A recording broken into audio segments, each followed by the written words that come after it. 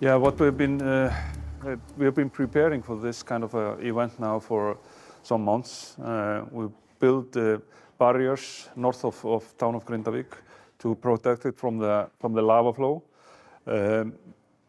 What happened this morning is kind of the worst case scenario that we had in our plans, that the fissure with the volcanic fissure would open up both outside and inside of the barriers. So part of the eruption was inside the barriers, but the main stream of the lava was north of them and outside of the barriers, and that had saved, at least in the beginning, a lot of houses in Grindavik. But of course, we don't know how long it's going to last and how this is going to develop for the next days. Now we're looking at it if it's possible to have some kind of barriers or divert the lava with cooling it, or however we can do it, away from the harbor and away from the industry area, which is kind of the heart of the town.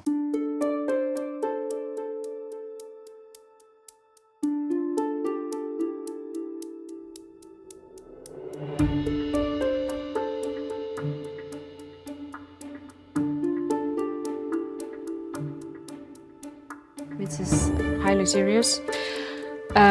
The government is meeting tomorrow. Obviously, we will be prolonging our support to pay salaries, to pay housing costs, but we will also increase our efforts to provide more housing for the people of Grindavik, which have found it difficult to find housing in a very difficult housing market here in the capital area.